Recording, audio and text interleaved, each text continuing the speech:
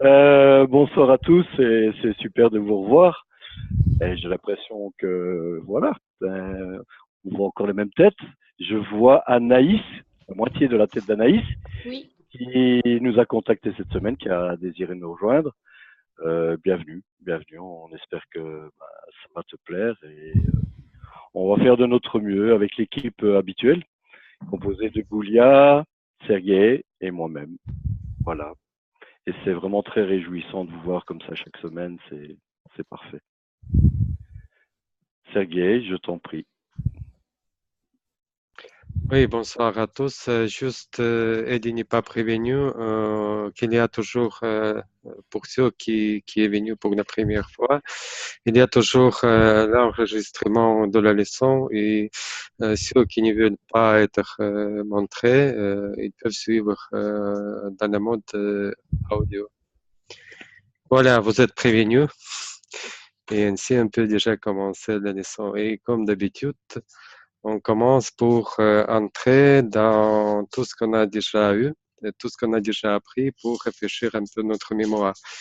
Et dans la leçon précédente, on a eu trois sujets principaux. Quelle est la condition pour comprendre la sagesse de la Kabbale?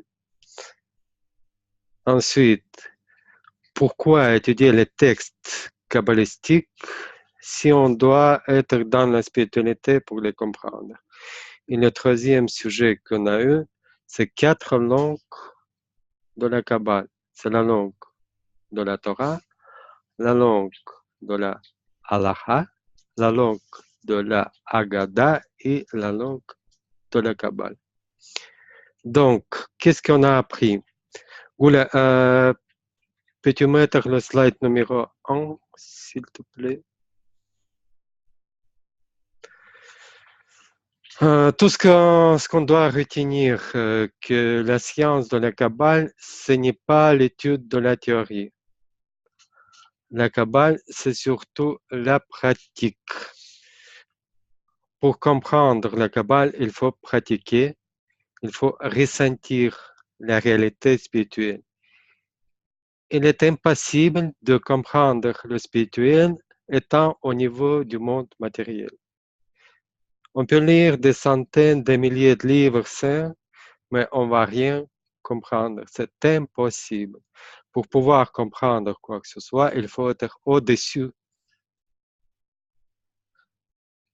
Dans le livre kabbalistique, on a appris aussi que dans le livre kabbalistique, il existe une force spirituelle appelée la lumière environnante, Or Makif en hébreu.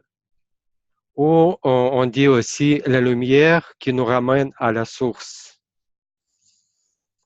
Et la force, ce pouvoir nous rapproche du spirituel. On a appris aussi que la lecture des livres kabbalistiques, avec le désir de comprendre l'état spirituel de celui qui a écrit ce livre, attire la lumière environnante qui nous ramène à la source. On a appris aussi que tous les livres saints décrivent la réalité spirituelle, rien à voir avec notre monde matériel. Les livres kabbalistiques sont les plus appropriés pour étudier la science de la Kabbale. La dernière passage que je viens de dire en disant les livres kabbalistiques, je parle surtout pour la langue de la Kabbale, la langue des sphirotes. Parce que tous les livres, quand je parle de livres saints, je parle aussi de la Torah, de la Bible, des Mishnot, de tous les livres qui sont évidemment saints, mais pour comprendre la Kabbale, pour adhérer à la spiritualité, les livres les plus appropriés, ce sont les livres des kabbalistes qui sont prévus à cet effet. La différence que, par exemple, il y a les livres qui étaient écrits par les kabbalistes pour exprimer ses ressentis et pour partager leur expérience spirituelle entre eux. Et il existe les livres kabbalistiques qui sont prévus pour les études qui servent comme une méthode pour adhérer à la spiritualité.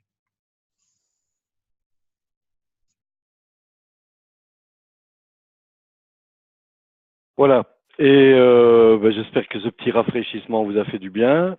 Pour cela, on avait prévu fin de semaine dernière également des tests pour vous permettre de repasser sur les choses importantes de la leçon précédente. Anaïs, pour toi spécialement, il y a possibilité de laisser des questions via le chat. Il y a un onglet en dessous, là, converser, et tu cliques dessus et ça te permettra de laisser des questions si tu le désires, ou juste faire un petit coucou ou nous encourager. Voilà. Donc maintenant, pour revenir au test qui vous avait été proposé dans le review de la semaine dernière, on vous demandait quelle est la condition principale pour comprendre la science de la Kabbale. Eh bien, tout simplement, la condition préalable, c'est à la compréhension de la science de la Kabbale est l'atteinte spirituelle. Il faut vraiment se trouver dans ce monde spirituel pour pouvoir y décrire ce que finalement, on le voit dans le point C, on ressent. La Kabbale parle de ressenti, la connaissance parle par le ressenti. La connaissance ne parle pas par la mémorisation. C'est vraiment par le ressenti de ce que on perçoit dans le monde spirituel que on est capable de l'atteindre, d'en parler, de le communiquer. Voilà. Ensuite, la deuxième question qui vous était proposée, c'est comment la lumière environnante, on a parlé d'une lumière environnante qu'on appelle l'or makif, or c'est lumière, makif environnante évidemment, peut-elle nous rapprocher du spirituel? Donc, il y a une lumière qui se trouve finalement dans ces écrits kabbalistiques, une lumière qui est communiquée par le kabbaliste qui nous finalement qui nous transmet cette lumière qu'il a abordée dans le monde qu'il évoque et dont il parle. Et lorsqu'on est dans les textes kabbalistiques, on l'a vu, c'est notre désir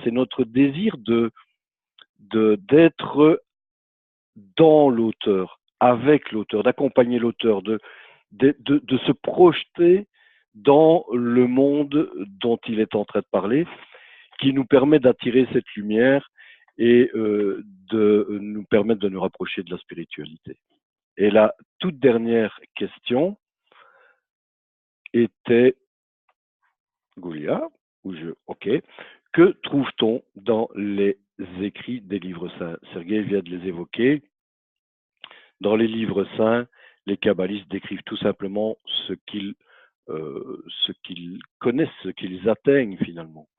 Ils atteignent quelque chose et ils essayent, on l'a vu par différentes langues, de nous communiquer ce qu'ils voient, ce qu'ils perçoivent là-bas. Et on a vu que ce n'était pas toujours facile.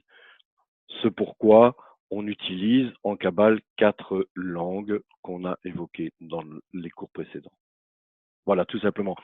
Il y a eu cette semaine c'est la première semaine qu'il y a beaucoup d'amis, beaucoup de vous qui avez répondu. Et la plupart du temps, les réponses sont totalement correctes. Donc voilà, vous êtes d'excellents élèves. Et c'est encourageant pour la suite. Mais je vous encourage à vraiment passer sur ces tests parce que ce sont les bases. Ce sont les bases qui sont abordées ici. Et comme partout, c'est sur les bases, si on a des bonnes bases, on peut aller beaucoup plus loin que si on est sur des fondations tout à fait chancelantes. Voilà. Donc je vous encourage à continuer à faire ces tests. Et si vous en avez l'envie de nous communiquer ces réponses. Voilà. Ça vous oblige à faire un effort intellectuel, je vais dire, et qui va mettre les choses en place, tout simplement. Pour le cours de ce mercredi, on continue encore un petit peu dans les écrits saints, les écrits kabbalistiques. Et on va essayer de faire le tri. Il y a une masse colossale d'écrits qui datent de toutes les époques, qui nous sont parvenus ou pas parvenus, mais évoqués dans d'autres ouvrages. Et pour faire le tri, c'est ce qu'on va essayer de faire aujourd'hui. C'est ce qu'on va essayer de vous proposer, parce que on va le voir dans tout l'exposé ici. La Kabbale, c'est une méthode, et depuis que la Kabbale est Kabbale, ça procède toujours du même principe, des mêmes principes, et on va les aborder. Donc, il y aura présenté comme ça vraiment roughly, de façon brute, après l'introduction que Sergei va vous faire, essayer de recadrer un petit peu toutes ces choses-là, on va évoquer quelque chose, un principe, qui est en Kabbale de divulguer une portion et d'en couvrir deux. On dévoile un peu, mais on couvre quasi autant, si pas plus.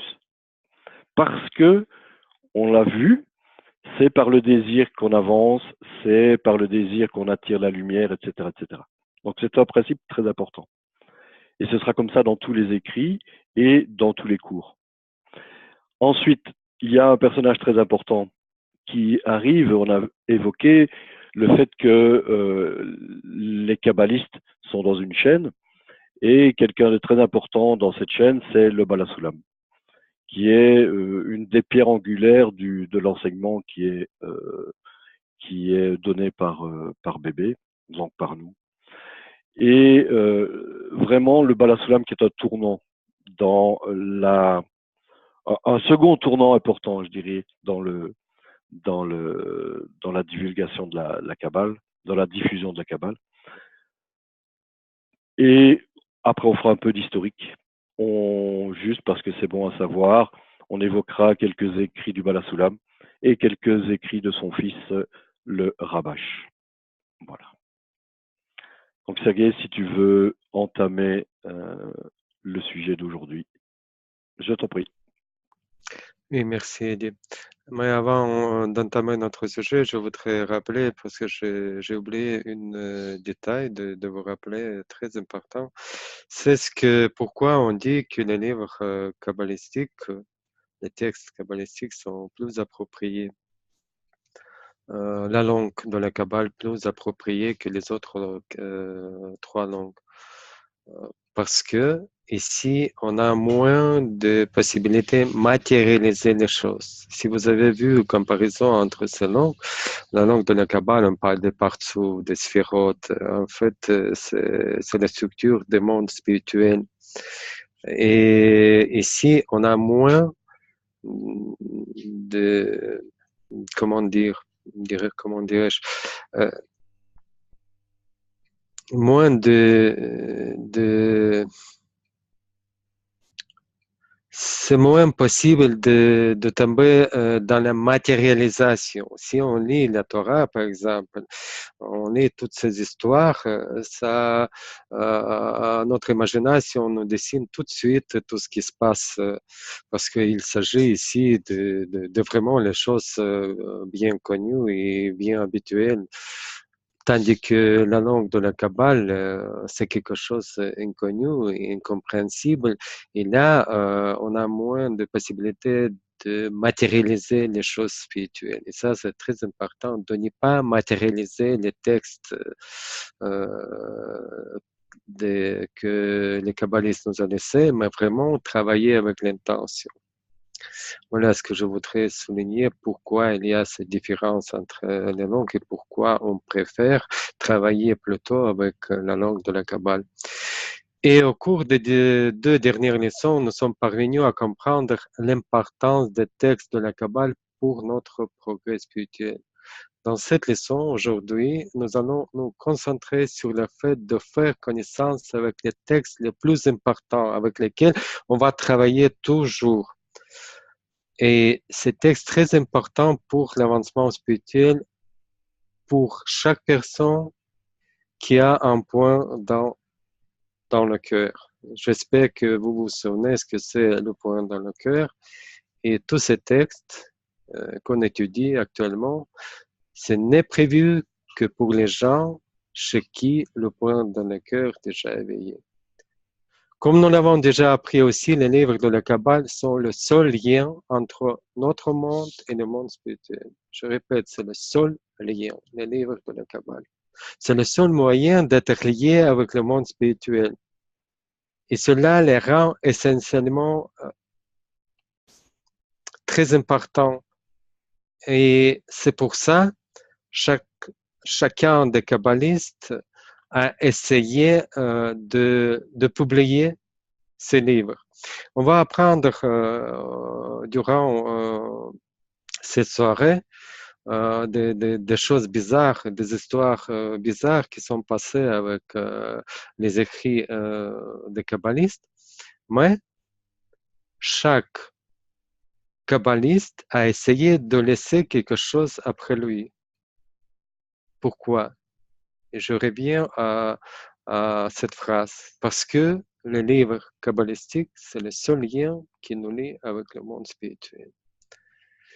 Et si vous avez des questions, parce qu'on a abordé à cette partie de la leçon plutôt tout ce qu'on a déjà appris, si vous avez des questions par rapport à tout ce qu'on a eu les dernières leçons, vous pouvez les poser maintenant. Et après, on commence la leçon.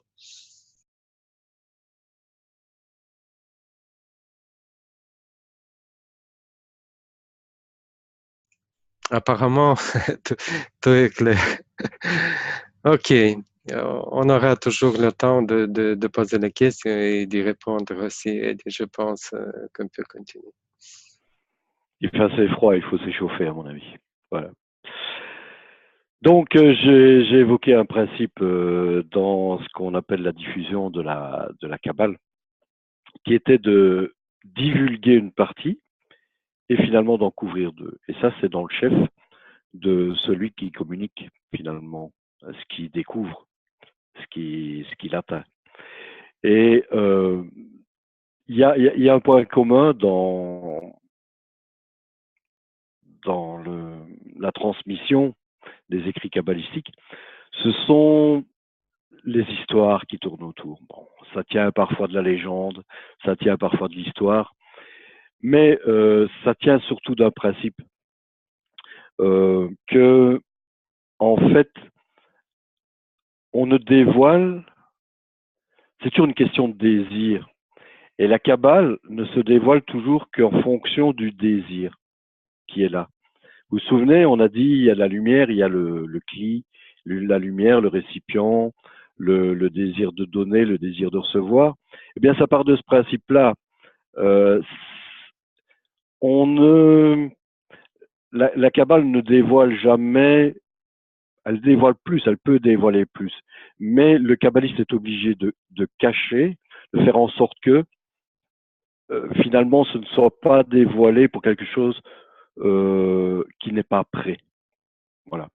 Alors on a des histoires qui tiennent au Zohar, le Zohar qui a disparu pendant toute une période, qui s'est baladé, puis finalement qui a ressurgi par hasard sur un marché, parce que la femme, je ne me souviens plus du Hari, je pense. La femme, je suis très mauvais pour les histoires, je vous le dis tout de suite. Hein. J'ai meilleure mémoire pour tout ce qui est chiffres. Mais et ensuite le Zohar réapparaît, mais pas dans tous ses volumes, etc. Ben voilà. D'un autre côté, il y a eu également les écrits du Hari, le Hari qui est quelqu'un de très important au niveau de la diffusion de la Kabbale, et qui finalement avait un élève qu'on appelait Raim Vital, et son élève, par certaines circonstances, avait été déterminé comme étant son seul élève et préféré, je vais dire, et le seul héritier de tous ses écrits, et avait demandé qu'on l'enterre avec les écrits de son maître, le Hari qui veut dire le lion en fait.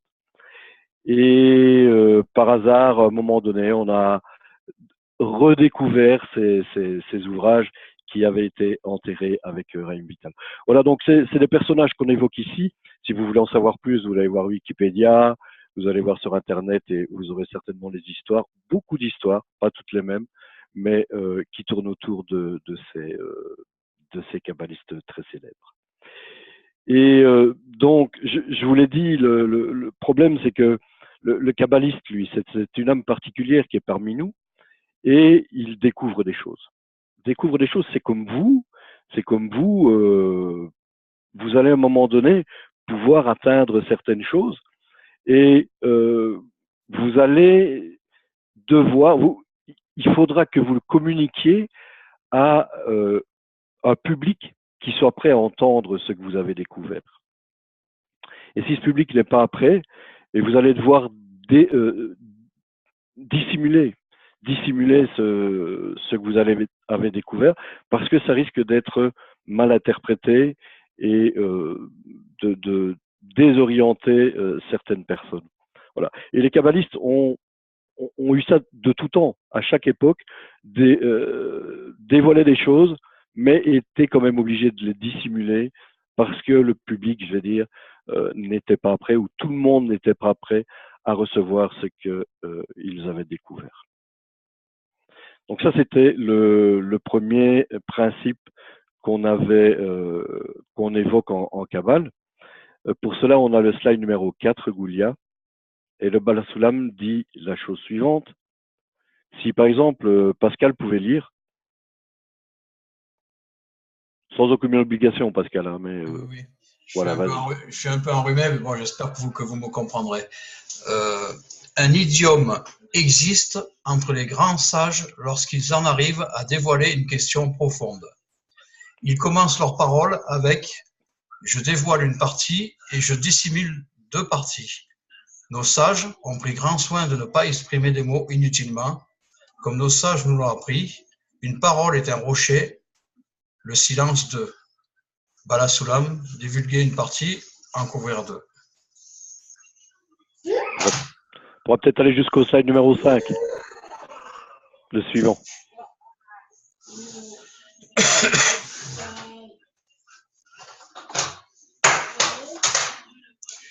Ceci signifie que si tu as une parole inestimable, dont la valeur est un rocher, sache qu'en ne la disant pas, elle vaut deux rochers. Ceci fait référence à ceux qui expriment inutilement des paroles sans contenu ou utilité pertinente, dont le seul but est d'enjoliver la langue aux yeux des spectateurs. Ceci était strictement défendu aux yeux de nos sages et connu de ceux qui surveillent leurs paroles. Par conséquent, nous devons être attentifs à cet idiome leur appartenant. Voilà, merci beaucoup Pascal. Une petite précision. En Kabbale, on voit souvent le mot interdit. Interdit en Kabbale ne veut pas dire qu'on a interdit quelque chose. Interdit en Kabbale veut dire que ça ne peut pas se réaliser, tout simplement. C'est interdit par la force des choses, mais ce n'est pas interdit par une autorité. Sinon par l'autorité supérieure qui a dessiné le plan, mais sinon voilà, c'est ça, c'est pas possible de le faire. Comme par exemple sauter dans le vide et voler, s'élever, c'est interdit. Voilà, tout simplement. Ce sont par rapport à des lois. Est-ce que vous auriez des questions? C'est un principe qui est assez simple, mais bon, c'est peut-être pas toujours facile d'exprimer exactement ce principe qui est finalement simple.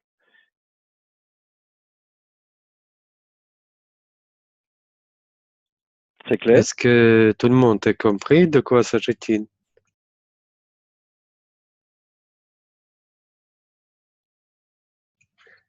Ok, on continue. Pascal, oui. Peut-être, Pascal. Alors, moi, j'ai compris tout simplement que la Kabbale doit être dévoilée, on va dire avec mon langage à moi, par palier, selon la compréhension des personnes qui sont en face, selon leur degré de compréhension par rapport à la Kabbale. C'est bien ça? Oui, en fait, c'est dans la diffusion de la Kabbale. Lorsqu'on diffuse la Kabbale, on l'a vu, il y a de la lumière. La lumière, elle passe. La lumière, c'est de la connaissance. La Torah, par exemple, ça veut dire lumière aussi. Donc, toute cette sagesse, elle passe. Mais elle peut être préjudiciable. Elle peut être, imagine, c'est un récipient, et tu mets dans ce récipient quelque chose qui n'y est pas destiné, ça risque de lui poser un problème. Donc il y a vraiment, de la part des kabbalistes, toujours un souci d'être adapté à leur public, pour dire les choses assez platement, pour pas spolier, pour pas spolier le réceptacle.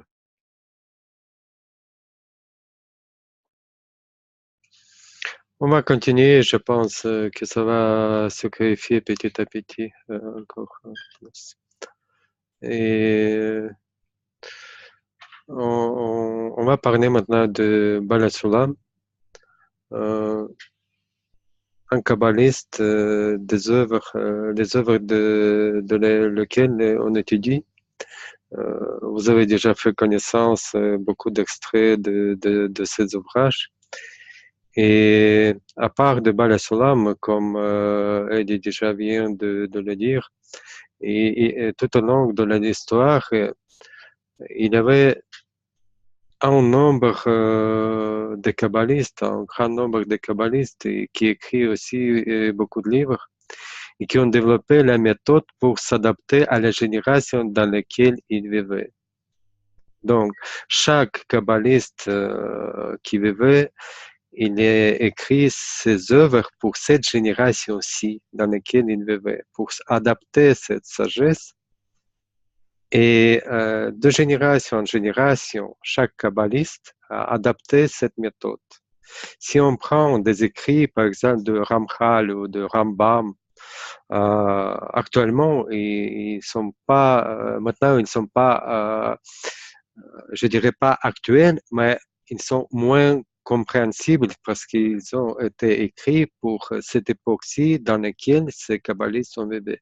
Et chaque kabbaliste a ajouté de sa part tout ce qui pourrait être compréhensible pour cette époque précise. Et si on revient à cette question de divulgation, ça veut dire que les kabbalistes, ils ont santé le monde et ils devraient adapter cette méthode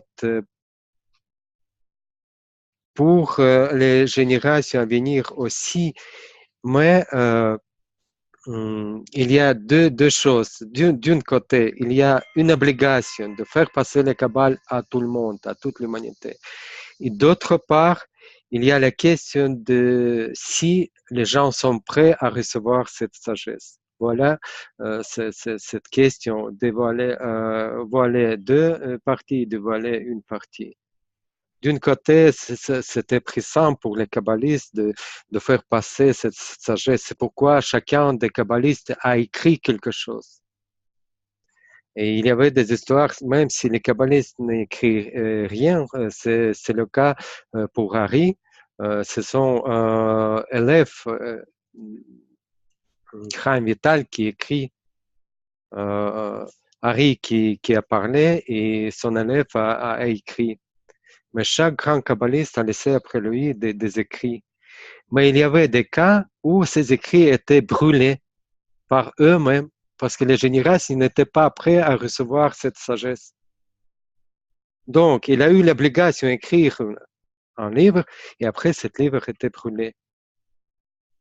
Et de parler de l'histoire, je suis un peu, je peux développer parce que je suis historien en fait. Chaim Vital que je viens de parler, il a demandé d'enterrer tout ce qu'il a écrit avec lui pour que ce n'était pas dévoilé. Et le livre de Zohar qu'on étudie aujourd'hui, il était aussi caché à cette raison-ci que l'humanité n'était pas prête. Et à cette époque-ci, quand les gens sont prêts à recevoir cette sagesse, ces livres commencent à apparaître. Goulia, slide numéro 6. s'il te plaît.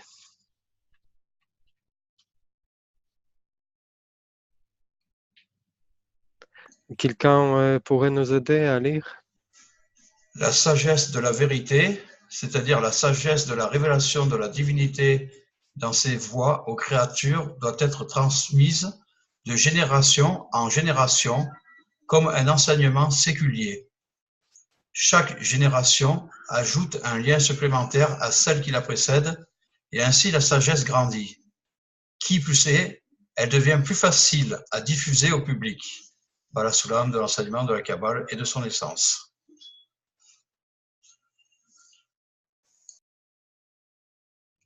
Merci. Et comme nous l'avons appris précédemment, la Kabbale se développe en parallèle du développement du désir de recevoir. Et Bala Sulam a écrit ce livre pour le dernier degré de développement qui était paru à la fin du XXe siècle, où le monde est déjà prêt pour rentrer dans cette sagesse, pour apprendre cette sagesse. C'est pourquoi pour nous, Bala Sulam, c'est un kabbaliste, le plus grand kabbaliste sur les ouvrages lesquels on s'appuie surtout, parce que c'est lui qui a adapté tout ce qui existait avant, tout ce qui était écrit avant, il a adapté pour notre génération, pour nous. C'est la personne qui a écrit, et après Eddie va un peu développer ses ouvrages, qui a adapté tout ce qui existait des milliers d'années avant nous, il a adapté pour qu'on puisse apprendre à nos jours, maintenant, actuellement. Comme j'ai dit, c'est inutile de lire Ramchal ou Rambam, même Hari, qui est aussi le plus grand, qu'on étudie aussi, mais c'est inutile de les lire parce que c'est incompréhensible. Tandis que Bala Sulam et son fils Rabash, ils ont pris la tâche d'adapter tous ces ouvrages pour nous personnellement. Slide numéro 7, s'il te plaît, Goulet.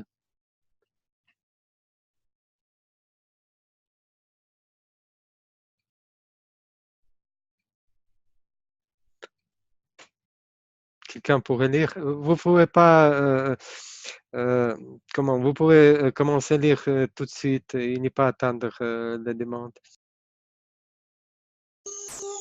Bon, ben, je vais continuer alors. Je suis heureux d'être né dans une telle génération qui est déjà autorisée à dévoiler la sagesse de vérité. Et si vous me demandiez comment sais-je que cela est permis, je vous répondrai que j'ai reçu la permission de révéler que jusqu'à présent, les moyens par lesquels il était possible de s'engager publiquement et d'expliquer totalement chaque mot n'ont été révélés à aucun sage. Nous croyons que cela ne dépend pas de la grandeur du sage, mais de l'état de la génération. Bala Sulam de l'enseignement de la Kabbale et de son essence. Merci. Des questions?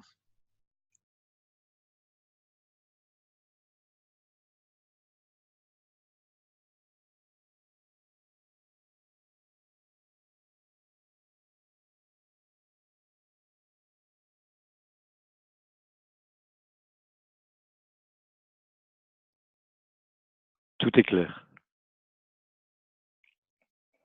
Tout est clair. Ouais, voilà. En pleine atteinte, déjà, tout le monde. Magnifique. En fait, je voudrais ajouter que on a vu dans les leçons précédentes l'évolution, le fameux point dans le cœur, l'évolution de l'ego, l'évolution du matériel de la création, qui évolue. Franchement, on est tous ici. Je suis certain que on en sait beaucoup plus que Léonard de Vinci, par exemple. C'était un génie à son époque, mais vu la valeur exponentielle de l'enseignement et de la connaissance, il est évident que chacun d'entre nous connaît certainement beaucoup plus de choses que lui à l'époque. Je vois une désapprobation de la part de Bernadette, mais ça me paraît tout à fait. Mais si on prend pas Léonard de Vinci, prenons quelqu'un d'autre si ça t'embête. Vas-y, dis-nous un peu ton sentiment, Bernadette.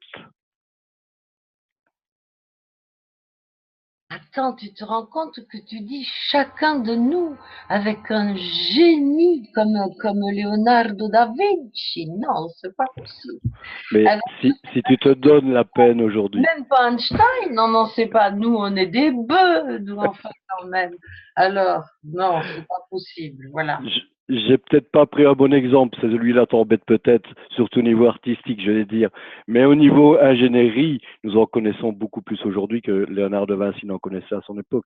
Tu es d'accord avec moi? Bon, voilà. C'est à ça que je faisais allusion.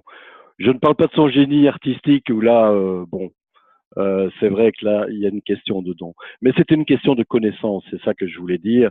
On peut prendre, allez, disons, voilà, un individu lambda au XVIe siècle ou un individu lambda au XXIe siècle, s'il a, au niveau des connaissances, on en sait beaucoup plus. C'est ça que je voulais dire. Que finalement, c'est ça l'enseignement, c'est ça qui est extraordinaire dans l'enseignement, c'est que moi, je vais mettre 30 ans à découvrir quelque chose et que moi, je peux te le faire partager en 2 minutes et te le faire comprendre en 2 minutes si je suis un bon pédagogue. Donc, on voit que si chacun d'entre nous fait ça, c'est une exponentielle, la connaissance est une exponentielle.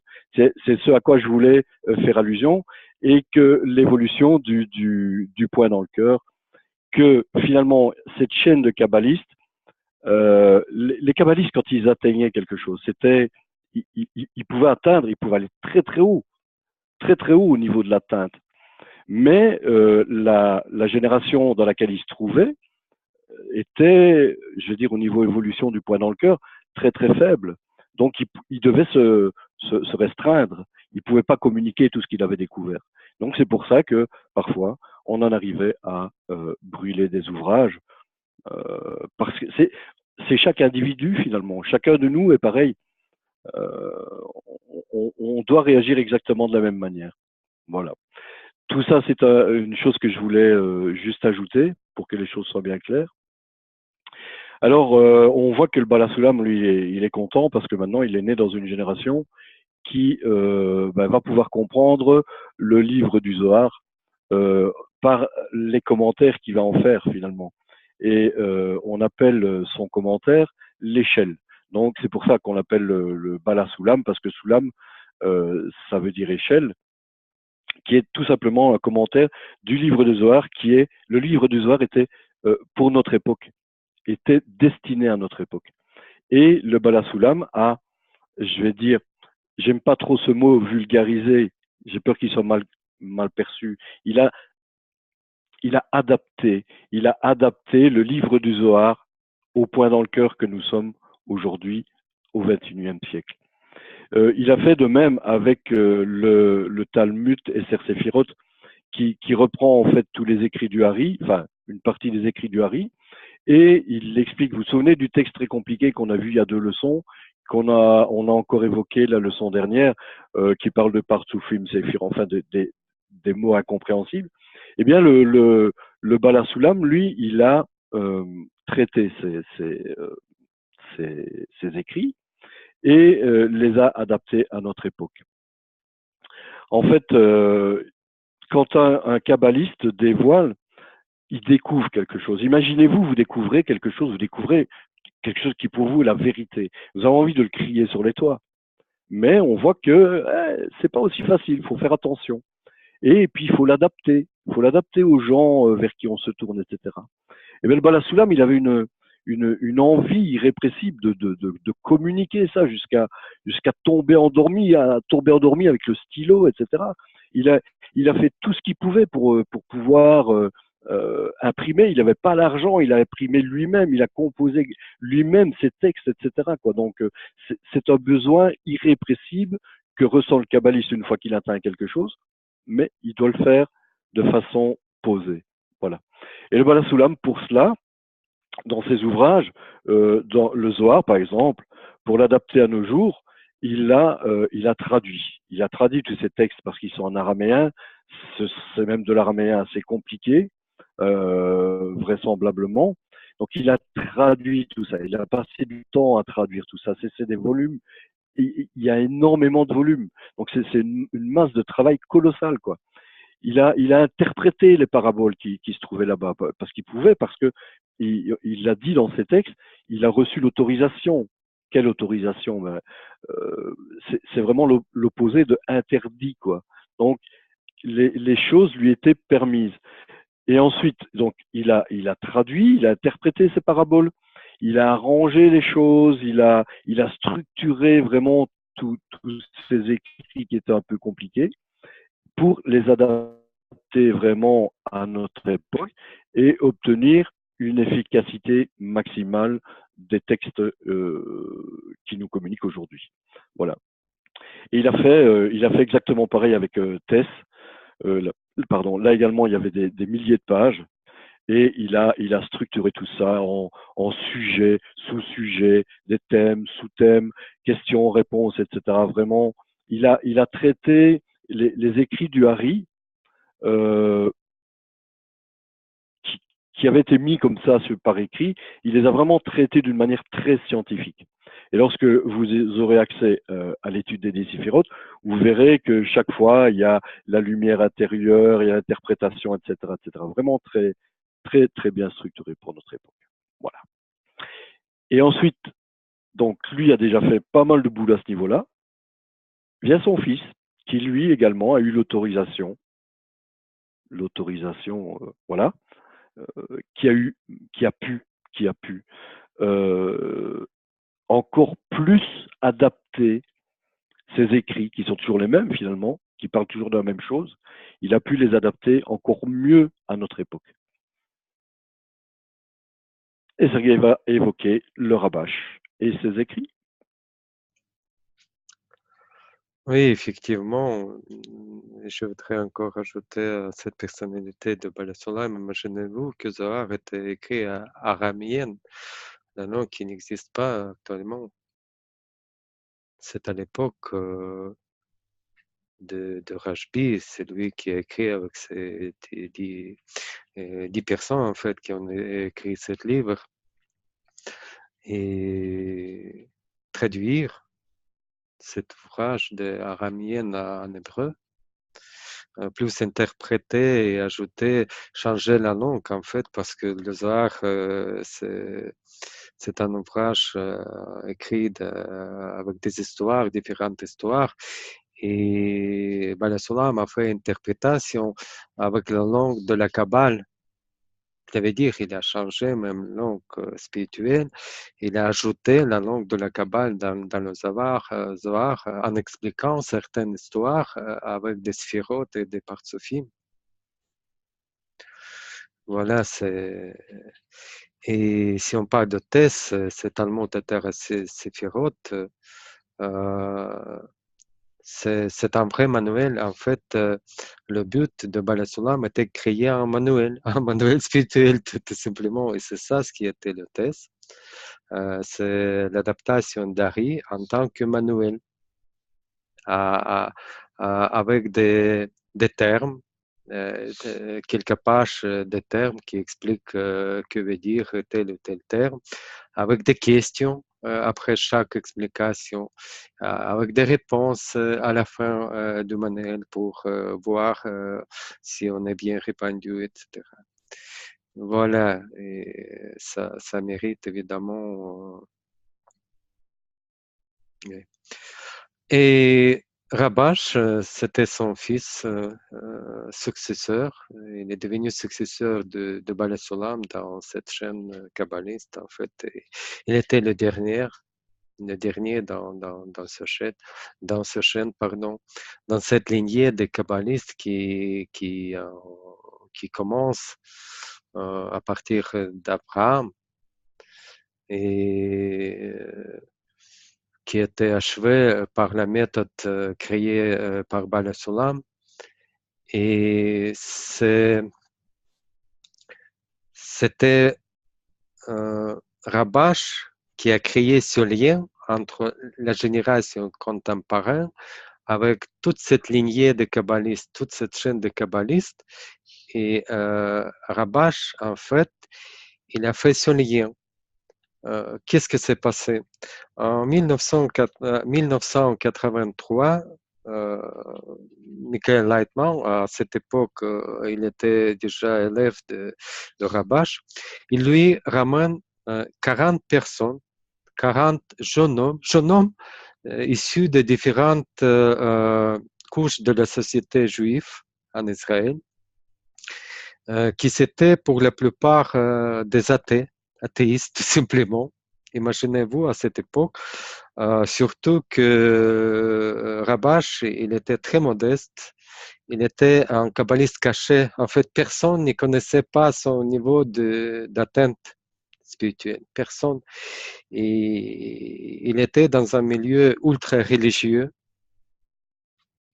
Et un jour, Lightman lui ramène 40 personnes athéistes, jeunes hommes, avec des habits, vous voyez même aujourd'hui quels sont les habits des ultra-orthodoxes en Israël, même ici en Belgique, on peut voir à Antwerpen leur chapeau d'épaisse et tout était noir. Et dans un milieu ultra-religieux, 40 personnes habillées comme moi, quoi. Et Rabash les a acceptés. C'était en fait des enseignants de la Kabbale de Berg. C'était une histoire assez marrante parce que quand Berg est parti en Amérique, Rav Leibman a demandé la permission d'enseigner à ces enseignants. Il y avait un institut de Berg en Israël. Et après, quand ils ont compris de quoi s'agit-il, ils ont tous voulu de venir étudier la vraie Kabbale chez Rabash. Et Rabash l'a permis, malgré que c'était désapprobation totale de ce milieu où il habitait. Parce que c'était pardon, on ne peut pas imaginer cette chose des athées qui viennent à étudier le milieu religieux. C'était la révolution spirituelle. Et à partir de 83, en collaboration, en travaillant avec ce groupe de jeunes, Rabash commence quotidiennement écrire un article. Chaque semaine, pardon, pas quotidiennement, chaque semaine, il a écrit un article où il a détaillé le travail intérieur pour atteindre la spiritualité. Ces articles ont été récemment dans le Bnei Baruch groupés et on les appelle écrits du Rabash. En fait, ce sont des ouvrages qui n'existaient pas jamais auparavant. Ce sont des ouvrages qui étaient écrits pour le travail pratique intérieur. Vous allez voir après, quand vous commencez la vraie étude avec Rav Lightman, vous allez voir que dans chaque son article, Rabash décrit pas par pas qu'est-ce qu'on doit faire, comment on doit faire, par quelle étape on passe, qu'est-ce qu'on éprouve, etc., etc. C'est vraiment, il a donné la méthode du travail pratique. Il n'y a eu pas le choix, en fait, en ayant devant soit ces 40 personnes qui... Voilà, slide numéro 8, s'il te plaît.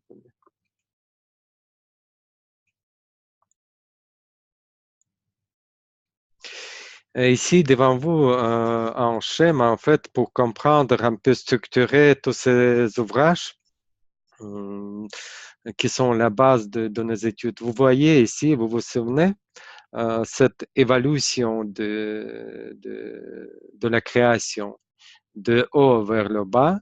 Après, c'est notre monde-ci et du bas vers le haut. Et on voit que Zohar et Talmud et Terasphirot, ça, c'est décrit cette descente. En fait, Talmud et Terasphirot, il décrit tous les mondes spirituels. Vous voyez Adam, Kadmon, Atzilut, Bria, Yetzira, Asiya. Ce sont des mondes spirituels. Et Tess, il décrit tous ces mondes. Comment c'était passé en descendant jusqu'à la création, tout ce qu'on a aujourd'hui comme la création. Tandis que les articles de Rabash, les lettres de Balasulam, c'est déjà la méthode pour aller du bas vers le haut. Je ne sais pas si c'était clair. Les ouvrages, ils sont différents. Il y a les ouvrages qui sont pour attirer la lumière environnante. Vous voyez Zohar et Tess, qui décrit le monde spirituel, qui décrit tous ces ressentis du travail des kabbalistes. Ça, c'est pour attirer la lumière environnante. Il y a des articles et des lettres destinés pour nous, pour notre génération, qui expliquent le travail intérieur, le travail pratique, qu'est-ce qu'on doit faire, comment on doit faire. Voilà. C'est tout.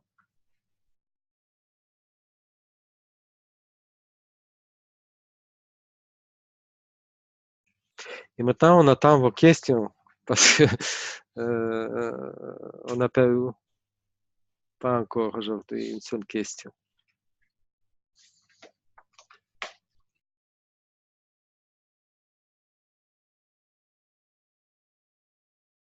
Pascal avait mis une question qui était en fait, les kabbalistes sont plutôt une affirmation. En fait, les kabbalistes sont en perpétuelle évolution.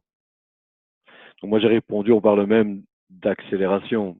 Tout à fait, c'est quelque chose de dynamique, on le voit, c'est un chemin de reconstruction, de correction. Donc, Sergei vient encore de l'évoquer, c'est du bas vers le haut. Donc on est en bas dans ce monde-ci et on remonte petit à petit.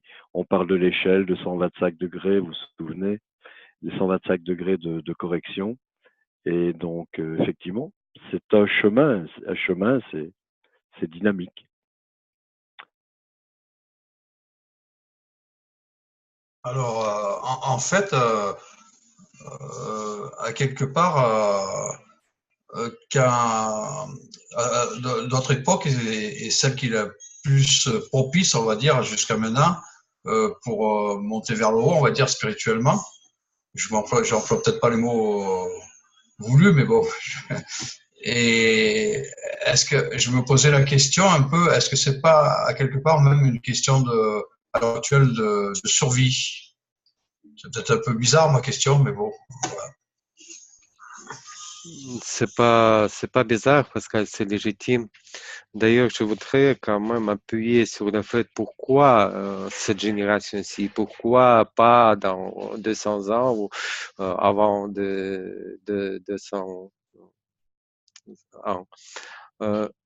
Tout simplement parce que on voit, si vous vous souvenez, dans les leçons précédentes, on a étudié le développement du désir de recevoir. Il y a 4 niveaux. Inanimé, où on dit minéral, végétal, animal et humain. En fait, qu'est-ce qui se passe? C'est l'ego qui grandit, le désir de recevoir. C'est à moi, c'est à moi. Dans l'histoire, on voit les gens des cavernes. Qu'est-ce qu'ils ont voulu? Manger et trouver une grotte, une caverne où ils peuvent se cacher de froid. L'ego était si bas, ils n'ont pas eu besoin d'avoir quelque chose de plus. Actuellement, l'ego, le désir de recevoir, il est à son sommet. Il est venu à un plafond, en fait. Il est impossible de continuer à se développer en tant qu'humanité parce que tout le développement nous commence à mener vers le destruction. Maintenant, tout ce que fait l'ego, c'est autodestruction. Il a terminé son étape d'évolution. Avant, l'ego, il était toujours positif, même si c'est toujours par, on dirait, capitalisme, la société de consommation. Mais les gens, le désir de recevoir, ils cherchent toujours comment je peux prendre encore plus et meilleur.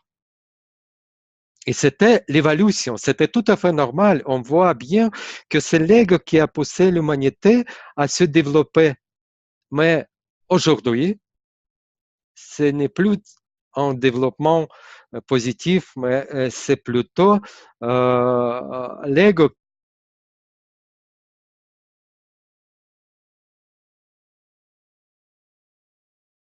Je pense que ça gèle du côté de chez Sergei. Et voilà. Et donc, je pense qu'il voulait dire que l'ego est arrivé maintenant à un point de développement où il va s'autodétruire. On parle les écrits parlent de, vous vous souvenez, Adam, qui était le premier homme qui a découvert, qui a atteint le monde spirituel. On parle depuis Adam d'une période de 6000 ans. Le calendrier juif, par exemple, évoque l'année 5778 actuellement. Voilà. Donc, il reste 222 ans. Pendant cette période-là, vraiment, on est dans la génération de la fin, dans la dernière génération. On évoque cela. Il y a 2000 ans, il y a tout est divisé par des périodes de 2000 ans pour développer cet ego et arriver, et tout se développe petit à petit. Chaque grande période se développe encore en sous-période, etc., etc. Et on voit ça dans la structure des mondes spirituels. Tout est en tout finalement. On parle des séphirotes, chaque séphirote est composé de 10 séphirotes, etc., etc. Donc c'est ainsi que le monde spirituel est créé et par conséquent, pardon, notre monde matériel se base dessus également, sur cette façon d'avoir été fait. Et là vraiment, on est la dernière génération. Et on est vraisemblablement dans la première génération de la dernière génération. Donc voilà, il reste encore toute cette période. Sinon, on sait tous vers où on va, c'est clair. De plus en plus chaque jour, c'est clair vers où on va. Et on a encore, voilà. C'est pour ça que je parlais d'accélération également. On peut pas, si on suit la vitesse du monde, on se développe avec le monde, il n'y a pas de correction possible. Ce sera ce qu'on a appelé, qu'on a déjà évoqué, le chemin des souffrances. Et on va continuer à vivre tel qu'on a vécu en apprenant par les douleurs, par les choses négatives qui vont nous arriver. Et la Kabbale, elle nous propose un message totalement différent. Elle a été préparée pour notre époque. Tous les écrits kabbalistiques sont une préparation pour notre époque, et particulièrement le Zohar. D'où le commentaire du Bala Soulam, et d'où vraiment maintenant le travail pratique qui a été développé par le Rabash. C'est pour ça que on évoque ici ces kabbalistes, ces textes kabbalistiques qui sont les plus adaptés à notre époque. Et Sergei disait, ça sert à rien d'aller lire du Ramral, ça sert à rien d'aller lire du Adam, ça sert à rien d'aller lire du Moïse ou des choses comme ça. Vraiment, il y a des textes qui ont été là, qui font partie d'une méthode qui existe depuis 5778 ans et qui ont été faits rien que pour notre époque et qui se sont développés de génération en génération au fur et à mesure de cette chaîne de kabbalistes qui se développait. C'est pour nous, voilà, vraiment, vraiment. Et ce point dans le cœur, les points dans le cœur, c'est quelque chose qui est totalement contemporain, quoi. Contemporain. C'était ce développement de l'ego. Rappelez-vous, Sergueï, il a évoqué l'homme des cavernes qui voulait juste manger, se couvrir et puis un petit peu développer sa famille. Maintenant, c'est fini. L'ego, il veut autre chose, quelque chose qu'il n'a pas encore connu, c'est-à-dire le, le désir de donner. Jusque-là, il n'a fait que profiter pour lui, cet ego. Il n'a fait que prendre. Dans tout, il est programmé pour ça, de telle sorte que maintenant arrivent des générations de personnes qui sont développées pour quelque chose qui n'a pas encore été essayé, je vais dire, par cet ego, c'est-à-dire donner. Voilà. Et la Kabbale ne parle que de ça depuis le début. Donner, le don, l'amour, depuis le début. Et voilà ce qui nous est proposé aujourd'hui dans notre génération. Et Ah, d'où vient, en fait? je ne Oui, te voyais pas à l'écran, Sergueï, tu étais sur le deuxième écran. j'ai perdu Internet et c'était une coupure. Et en fait, la crise, pourquoi cette crise aussi, je voudrais quand même clôturer parce que pour que ce soit plus clair. Et d'autre côté, on voit la tendance de globalisation. Vous voyez, même aujourd'hui, on peut sans aucune difficulté d'être ensemble aujourd'hui. Aucun problème. C'est ça aussi la globalisation. Vous voyez, d'un côté, il y a l'ego, moi, plus personne qui existe. Vous voyez les problèmes dans les familles, personne, ça devient de plus en plus difficile à supporter autrui. En humain, l'homme devient très individualiste. Et d'autre part, cette globalisation, on voit plus de frontières entre les États, on voit plus de frontières entre nationalités, des races. C'est la nature qui nous pousse à nous unir, cette globalisation. Ce développement qui est mené toujours vers la globalisation, on voit les cavernes, après un petit village, après c'est la ville, l'État, et maintenant toutes ces limites s'effacent. Et d'autre part, l'humain devient plus en plus individualiste, qui repousse cette globalisation. Et là, c'est la crise. Globalisation, où tout est lié, et d'autre part, individualisme qui ne supporte pas ça. Et là, la Kabbale nous donne la solution. Parce que chaque crise, on le voit durant toute l'histoire, il amène à un saut vers l'autre étape d'évolution. Et c'est ça ce qui se passe actuellement. Cette crise, deux choses opposées, va nous ramener à une évolution qui va passer de l'étape animale vers l'étape humaine. En fait, les kabbalistes nous disent que notre niveau-ci, actuellement, c'est niveau animal. Ça peut parfois choquer, mais Raph Lightman, il utilise le mot animal quand il parle de l'humanité. Parce qu'au niveau scientifique, au niveau kabbaliste, nous existons actuellement en tant que des animaux. Et niveau suivant, c'est humain, c'est niveau spirituel.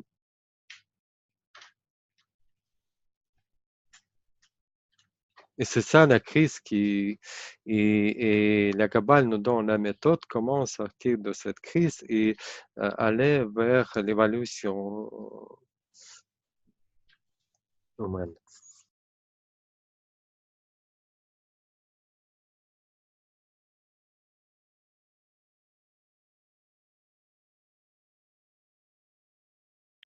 Avez-vous d'autres questions? Oui, est-ce que les animaux, genre les vaches, les chiens, les chats, etc., deviendront une espèce d'humain dans les temps futurs? Une question intéressante. Je pense qu'ils vont être Si, recyclés. Ils vont être recyclés comme tout le monde, je pense. Et qu'est-ce que rien ne se perd, rien ne se gagne, tout se transforme en fait. En fait, tout ce qui est plus bas, Le plus bas de niveau humain, ça sert que en matériel. Comment expliquer? La terre, elle est pour végétal la nourriture. Il sert que pour le végétal. Végétal, pour des animaux, c'est aussi pour se nourrir. Il ne sert que la nourriture pour des animaux. Et de suite. Donc, des animaux, ils sont inclus dans, dans notre monde intérieur et ce n'est que simple niveau d'évaluation. Mais la seule chose qui existe, c'est la créature, c'est l'humain et le créateur. On a parlé déjà dans la leçon précédente, il n'y a que la lumière, le créateur et la création, il n'y a rien d'autre. Tout ce qui est la création, tout ce qu'on voit autour de nous, en fait, on revient de nouveau à la perception de la réalité. C'est juste pour nous servir en tant que des outils pour atteindre le niveau spirituel, tout simplement. Ce sont des outils, des moyens, tout ce qui nous entoure, les animaux y inclus. Je crois que Bernadette peut-être évoquer des choses qui ont trait à l'hindouisme ou quelque chose comme ça, des réincarnations d'abord dans les animaux et puis dans les êtres humains ou l'inverse en fonction de la vie, etc. C'est ça que tu voulais évoquer peut-être? Non, c'est pas l'hindouisme, non. Oui, oui. C'était la gnose qui disait qu'on commençait, enfin l'état de conscience commençait au niveau minéral, puis végétal, puis animal, et puis humain, et puis ange, et puis etc., etc. Donc j'aimais beaucoup la possibilité que mes animaux adorés puissent devenir un jour des sortes de d'autoconscience, enfin d'eux-mêmes, et voilà, et j'aimais ça. Et surtout que dans un cours du Rav Leitman, j'avais entendu une fois, bon alors peut-être que c'était mal traduit, mais j'avais entendu, nous avons commencé au minéral, végétal, animal, puis humain. Alors voilà, donc je me suis dit, ouais, génial, c'est vrai ce que j'avais appris dans la gnose. Voilà. C'est ce que Sergueï évoquait en parlant de l'ego, du désir de recevoir en fait, qui est composé de tout cela, de toutes ces strates finalement. Si tu parles... Différentes qualités, différents aspects, différentes qualités, tout en même temps, quoi. Dans le végétal, on retrouve du minéral. Dans l'animal, on retrouve du végétal et du minéral, tu vois. C'est des degrés de, tu peux appeler ça de conscience, mais c'est des degrés d'existence, quoi, en fait. Mais de ce monde, dans notre monde. Et rien à voir avec le monde spirituel. Je peux décevoir peut-être Bernadette. Tes animaux, ils n'arriveront jamais à leur niveau à notre niveau de conscience. Désolé, mais c'est ainsi. Tout ce que Raph a parlé, c'est en fait, en chacun de nous, il y a des différents niveaux d'évaluation. Si on prend l'humanité au long de son histoire, il a passé tous ces niveaux. Mais on parle toujours de la création, de nous en fait. Et si l'humanité n'arrive pas à la correction finale, qu'est-ce qui se passe? Il y arrivera, c'est inévitable. Mais tout dépend de quelle façon, tout simplement. Soit sur la pression dans la nature, avec des souffrances, on voit déjà les cataclysmes naturels. Ça va commencer par d'abord niveau minéral, c'est tremblements de terre, des volcans, on voit des différents cataclysmes naturels. Ce n'est que le début, c'est le niveau minéral qui commence à entrer dans cette crise. Après, ça va être le niveau végétal. On ne sait pas encore ce que peut passer. Après, des animaux, on ne sait pas. Je peux me supposer qu'ils vont devenir folles et manger des gens ou je ne sais pas quoi. Je- il ne faut pas m'écouter parce que. Mais on ressent déjà que la nature commence à presser. C'est ça la différence. Soit on le fait nous-mêmes, soit c'est la nature qui, par la souffrance, va nous infliger de tous ces changements. C'est ça la différence. La Kabbale propose aller vers le but en toute conscience, en sachant de quoi s'agit-il, comment on peut le faire, comment sortir de toutes ces souffrances, comment les éviter, ou soit on va continuer dans le monde inconscient et la nature va nous obliger. Mais c'est inévitable. Comme toute la nature, si une personne est née, il est obligé à se développer, s'il veut ou non, les années qui passent, etc. Mais soit il va à l'école, soit il devient sauvage. C'est ça la différence, la seule différence. Et quand il y a des catastrophes, les gens meurent.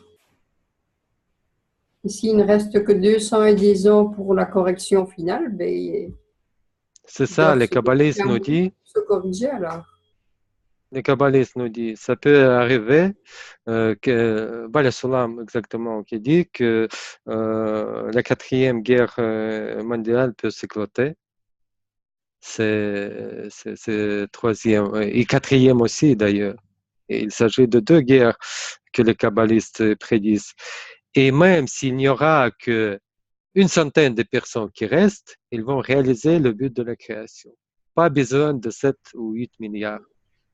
Quelques centaines de personnes qui vont rester, Ah, ils vont donc réaliser le but ça de la va création. diminuer pour que ça devienne plus facile à corriger alors. Il va Pardon? avoir une élimination. Celui qui ne veut pas, ben, C'est le système, il faut comprendre, c'est le système, c'est la nature. Il n'y a pas de, on revient, il n'y a qu'une seule âme qui a été divisée. Donc, il n'y a pas de compte de quantité de personnes. Ça ne compte même pas. Explique encore mieux ça. Je voulais Je répondre, parle trop. Oui, c'est je toi. voulais répondre à Christiane et à Bernadette. Vos chats, vos êtres chers, etc. Ils sont pas perdus quand ils s'en vont. Ils sont toujours là, puisque rien ne se perd, rien ne se gagne. Ils sont toujours là quelque part. Je ne sais pas. Par exemple, moi, imaginons, allez, je pousse la réflexion un peu loin peut-être, mais je me fais incinérer. Et finalement, je me retrouve quelque temps après dans une fleur, dans un brin d'herbe, dans, je sais pas, dans votre chat, parce que j'aurais fait partie d'une vache qui m'aura mangé et qui aura mangé, le chat aura mangé sa pâtée. Je serai parmi tout ça. C'est pour vous dire que c'est un seul système. C'est un seul système. Nous sommes un seul système. Nous sommes juste dans une expression à un certain niveau du système.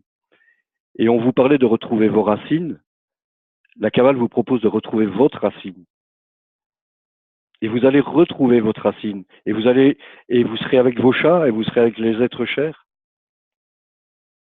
Tu seras avec tes chats, Bernadette. Mais Amen. d'une manière ou d'une autre, par les souffrances ou par l'accélération, par ton travail. Et c'est une voie harmonieuse et heureuse. C'est la voie de l'amour, de la liberté, etc. Et il vaut mieux ce chemin-là que le chemin des souffrances que vient d'évoquer Sergueï. C'est vers là qu'on Mais va. Il faut vraiment qu'on se réveille, quoi.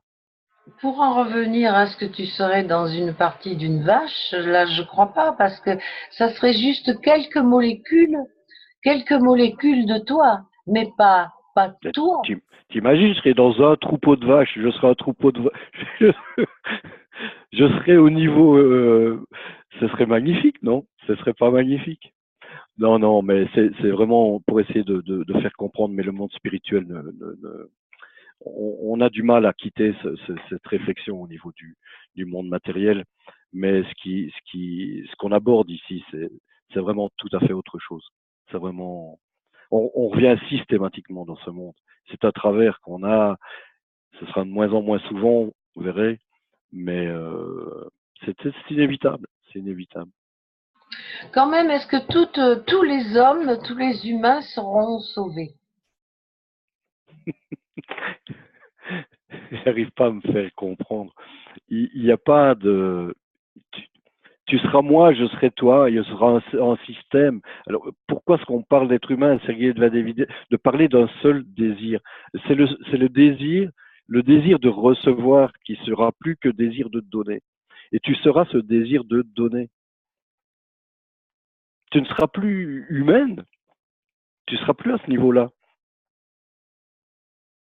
L'éternité, on te parle d'éternité, on te parle d'amour, de choses infinies. Je sais que c'est la notion d'infini, c'est déjà quelque chose qui est totalement et quasi inabordable réellement, mais voilà, il faut essayer d'ingérer, d'intégrer ces choses. C'est vraiment pas évident. Et petit à petit, de plus en plus de dévoilements au fur et à mesure des études, de ton travail, etc., selon les conseils des kabbalistes, je répète, les conseils, plus tu avances, plus tu auras chaque fois une tranche, une petite couche comme ça, de dévoilement, une petite couche. Et encore cette fois-ci, encore un petit peu plus, et encore un peu plus, tu vois. Et tu vas aborder des choses, des mondes que tu ne connais pas. On vient de parler de Adam Kadmon, Askia, Bria, Yetzira, etc.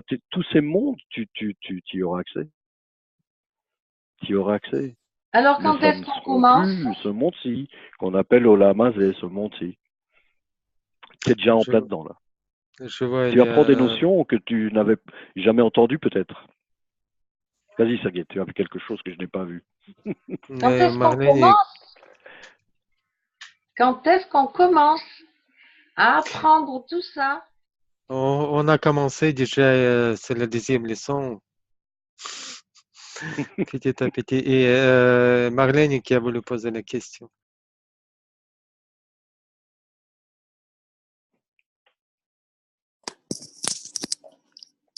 J'ai l'impression de comprendre donc que il y a deux options.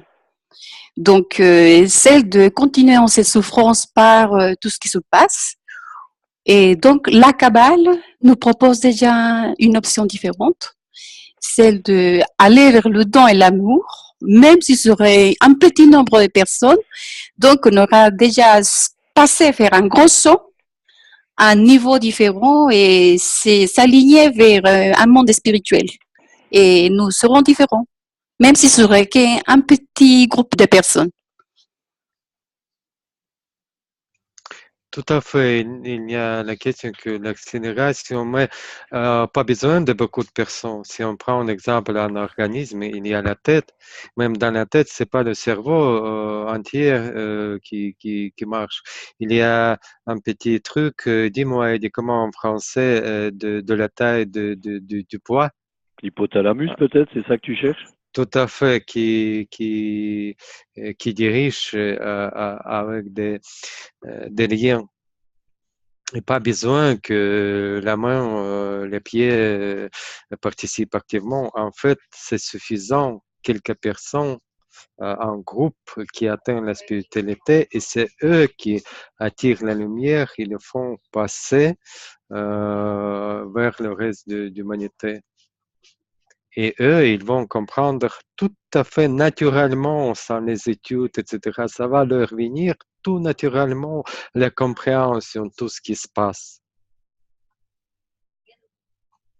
Vous voyez, c'est comme il y a parfois des disputes, des problèmes quand en même temps, plus ou moins, il y a plusieurs inventions dans les différentes parties du globe. Il y a des disputes qui a volé chez qui cette invention. Mais en fait, au temps voulu, c'est venu à plusieurs personnes, la même pensée, la même idée. Et c'est ça ce qui se passe. C'est ça ce que faisaient les kabbalistes des siècles et des siècles. il suffit la roche, on dit en hébreu la tête, qui déjà dirige tout le corps. Donc, c'est cette partie, cette petite partie des gens qui ont atteint la spiritualité, ils vont aider au reste de l'humanité d'entrer sans même pas les enseigner. Parce que on parle de la globalisation, du système où tout est lié, même si on ne le ressent pas, on est tous liés. Et ça va passer par tous ces liens vers le reste du monde. Il y a des écrits de physique quantique qui disent que tout ce qui a été lié à un moment donné reste lié même au niveau physique. Au niveau physique. D'accord? On parle du physique ici. Que même si c'est à des milliards d'années-lumière, il y a un lien qui existe entre un point A et un point B, si le point A et le point B étaient contigus au début, ou à un moment donné. Donc, c'est un seul système. Tout est un seul système, en fait. C'est une seule chose, le désir de donner, le désir de recevoir. Et on est tous ce fameux désir de recevoir actuellement. Voilà. Et toute la nature, les étoiles, Hubert Reeves parlait de poussière d'étoiles, je pense, etc.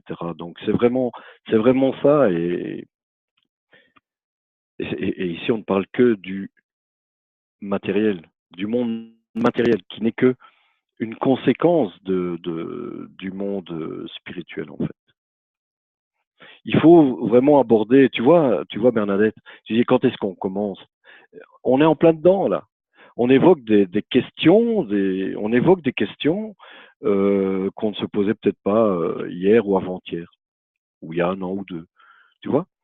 Et maintenant, tu as beaucoup plus de questions aujourd'hui et très très peu de réponses depuis que tu as commencé ces 10 cours déjà. Tu as évoqué des choses peut-être que tu ne connaissais pas avant. Et maintenant, ça ouvre. Une fois que tu mets ton doigt sur la Kabbale, c'est on peut dire ça, c'est un univers qui s'ouvre à toi. C'est un univers qui s'ouvre à toi. Et c'est vraiment, tu as, le monde, il est fait comme ça. Tu as les couches, on l'a vu, minéral, végétal, animal, humain. C'est une pyramide, d'accord? Et le jour où tu arrives au sommet, là, les points dans le cœur, tu as le contact avec la Kabbale, cette pyramide, elle s'inverse en fait. Et tu vas découvrir de plus en plus. Et dans d'autres, j'aime pas ce mot, mais dans d'autres dimensions, quoi, d'autres mondes, voilà. Et tu vas découvrir des choses de plus en plus, de plus en plus. Et plus tu vas savoir, moins tu vas savoir. Déjà, c'est pareil dans notre monde, mais ça, déjà, je ne sais plus quel philosophe évoquait ça, mais c'est Einstein. non, c'était avant lui, c'était Descartes ou Montaigne, je ne sais plus lequel, mais ça fait des années que j'ai plus évoqué ça, mais plus tu sais, moins tu sais en fait. Mais mais on est là, la méthode elle est là, tout est bien fait, tout a été pensé, il n'y a aucun problème. Et on est en plein, je l'ai dit, dans la dernière génération, et on est dans la première génération de la dernière génération en fait. Voilà, on est des pionniers. Et c'est ça qu'il faut vraiment se rendre compte de ça. C'est la particularité de notre époque en fait. Et on vient encore de l'évoquer aujourd'hui. Et que le Balasoulam, il se réjouit de ça, parce qu'il a tout vu, il a tout compris, il connaît la raison des choses. Et toi, tu vas la découvrir également. C'est promis si tu continues. Et on dit souvent qu'il faut Sergueï, entre 3 et 5 ans pour commencer à saisir de quoi ça parle. Entre 3 et 5 ans. Ça dépend. Martelly. Ça dépend si l'élève est bon ou pas. Non, plus maintenant, parce qu'il paraît qu'on est plus intelligent qu'autrefois. C'est ouf. Ah, oui. L'intelligence, c'est plutôt un handicap. J'aimerais autant dire plus de sensibilité. Là, ce serait plus un avantage. Mais plus on est intelligent, peut-être c'est plus un handicap parce qu'il faut arriver à se détacher plus difficilement de certaines choses. Oui, vas-y, Marlène. Et donc, j'en conclus que nous sommes très chanceux d'être dans cette époque contemporaine où la Kabbale a été déjà autorisée à des kabbalistes. Elle a été adaptée pour nous, donc je pense que nous avons cette chance de pouvoir accélérer et arriver vers la correction. C'est super. Pour moi, oui. Rien à ajouter.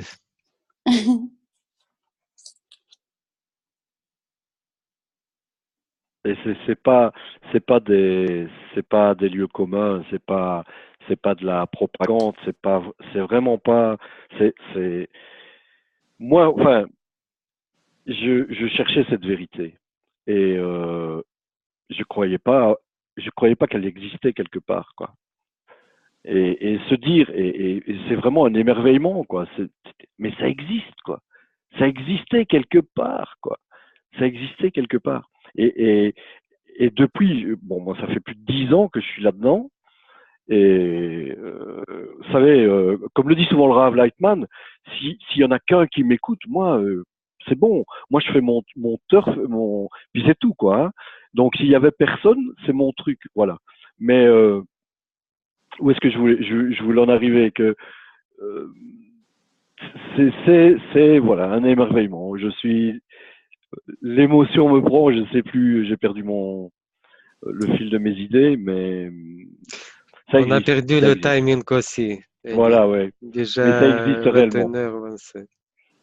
Ah oui, donc je disais que ça faisait plus de 10 ans et chaque jour qui passe, il n'y a rien qui me contredit dans cette histoire, quoi.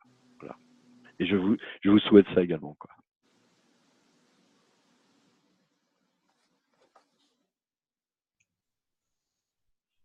Eli, on doit annoncer ce qu'on va avoir pour la semaine prochaine. J'ai une dette envers Marlénie. Elle a fait coucou, Oui. donc elle a envie de parler. Ouais. Donc je la laisse parler parce que pendant tout un cours, on ne l'a pas laissé parler du tout. Donc vas-y, Marlénie. Et oui, est-ce que je voulais vous exprimer à tous, à toute l'équipe conférencier, à toutes les personnes qui sont dans cette conférence, c'est que je suis très, très émerveillée chaque mercredi. Pour moi, c'est une fenêtre nouvelle, hein. C'est un rayon, c'est quelque chose de nouveau vraiment, parce que les jours passent et on a l'impression qu'on n'apprend rien. Et tous les mercredis, j'annule tout ce que ce soit, mais je suis là. C'est vraiment une merveille pour moi. Et c'était un livre avec le mot Kabbale qui m'est arrivé dans un rêve. Voilà, donc c'est vraiment mon complice. Merci. Merci, Marlénie. Voilà. Bon. Que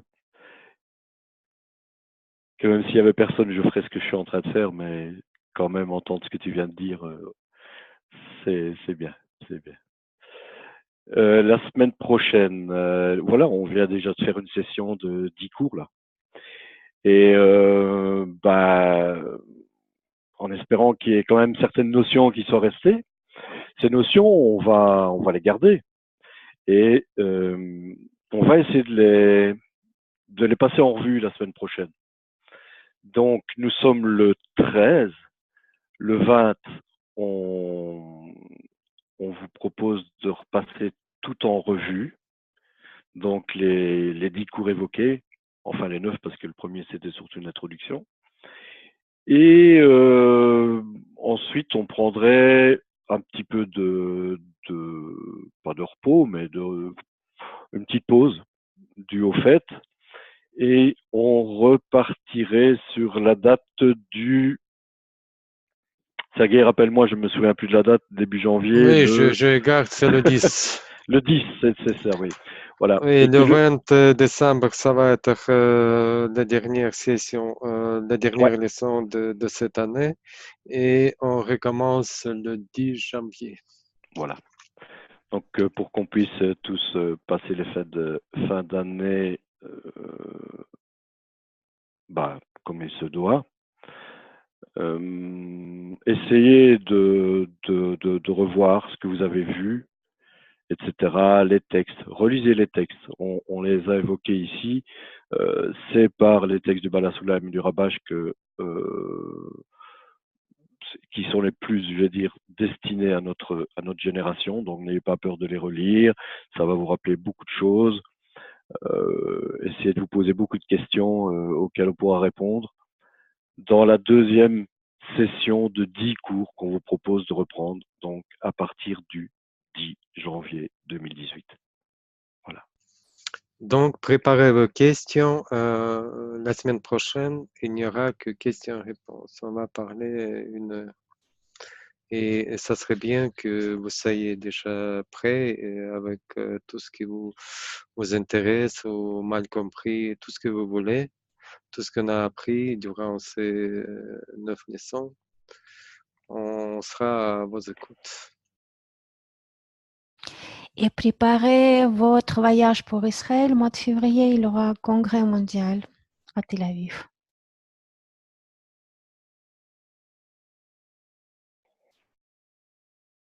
Et vous aurez peut-être un petit goût, un avant-goût de ce qu'est le don, de ce qu'est l'amour, de ce qu'est une relation harmonieuse entre plusieurs milliers d'êtres humains au même endroit. Voilà. C'est une expérience fantastique. Et si vous pouvez vous le permettre, profitez-en.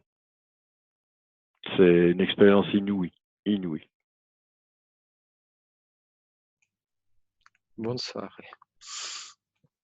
Bonne nuit, à la semaine prochaine. Merci à tous, vous êtes formidables. Au revoir.